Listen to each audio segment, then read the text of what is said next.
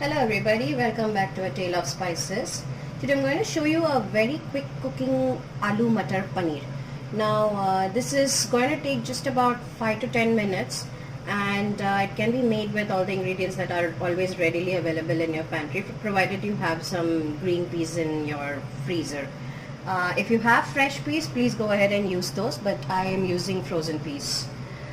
So what I'm going to do is I'm going to take a pan and I'm going to put in little oil. Now this is not too much. It is kind of pretty low calorie, low fat. I'm just going to let it heat up a little. I have here some cubed onions, so I've cut them into chunks. So I'm going to put those in. No tadka here, so I'm just going to put those in.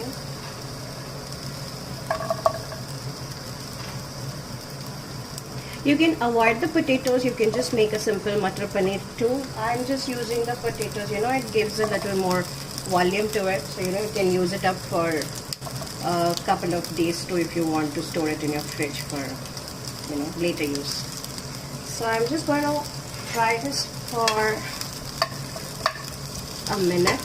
I'm going to put a pinch of salt to my onions, so they start to give out the water in it and sweat it, and it will not turn too brown. So these have started to turn a little translucent. I'm not going to make them too soft. I like to have that crunch, and you should also try it out, because that slight crunch of the onion, it gives a good texture when you're biting into the whole thing. So I'm just putting this to one side and I'm going to add the cubed potatoes. Now these are boiled potatoes which I've just cut into like cubes. So I'm just going to put them in. I'm just going to stir fry for about a minute. So they just get that a little bit of that golden color on their outer texture. I'm going to add a tad bit of salt for the potatoes too. Now if you don't have a large pan, you can always fry the onions a little and take them out and then fry the potatoes separately.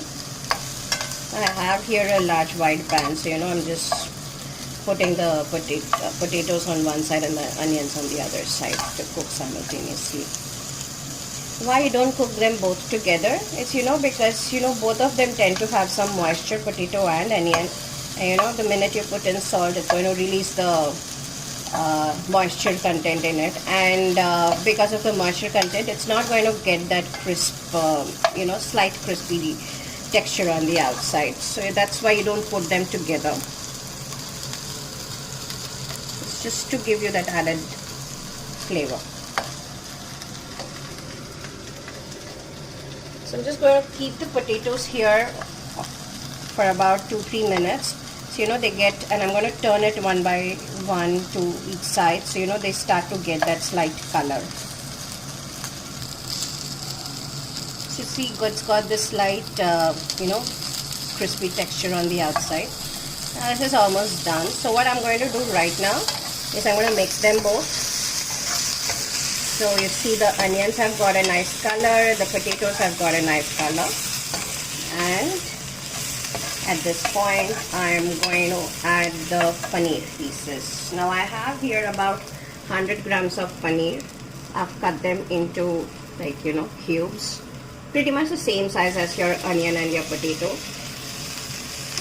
Now some people like to fry their paneer and put them in hot water to make them soft again and do all those things. I don't like to do that because I feel it loses its taste. And it sometimes tends to give that rubbery texture to the paneer. So I prefer to use the paneer fresh without frying it as such.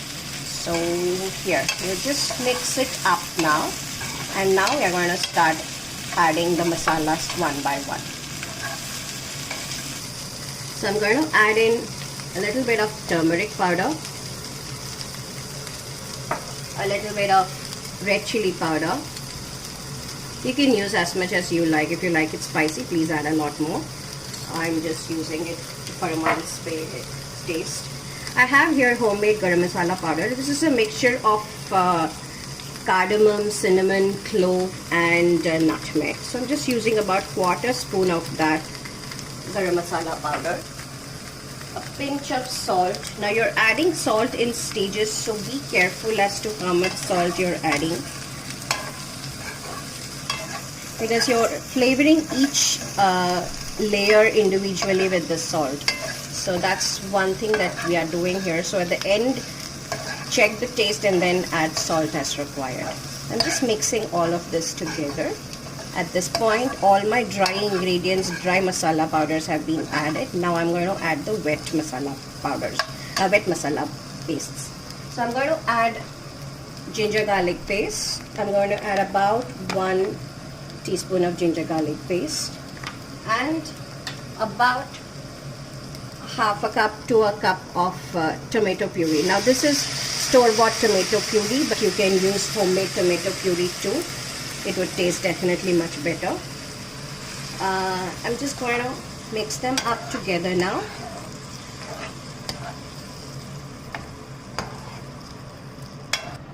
I'm going to add about a cup of frozen peas. If you have fresh peas, go ahead and use them. I have only frozen peas.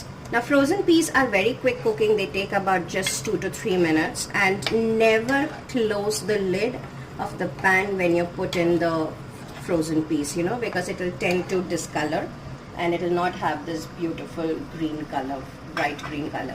At this point, I'm going to add some salt to taste. Check your salt thing before you put in that extra salt.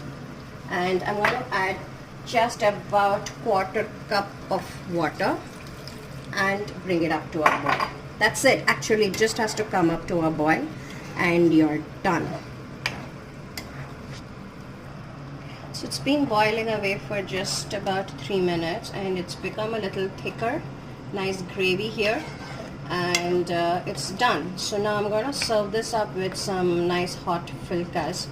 And you can also make this without the onion garlic thing also. You just have to avoid that and just use a little bit more of the tomato and maybe use tomato pieces. So you can make it even when you're fasting or if you don't eat onion, garlic and stuff. So there you have it. I'm just going to plate them up now. So there I'm going to serve it up with some nice hot fulkas. And you can see that, you know, after since you didn't cover it after you put the greens piece in, so it retains that green color, you know, nicely. So do try it out and comment on the taste after it comes out. And don't forget to like, share and subscribe to my channel. Thank you for watching.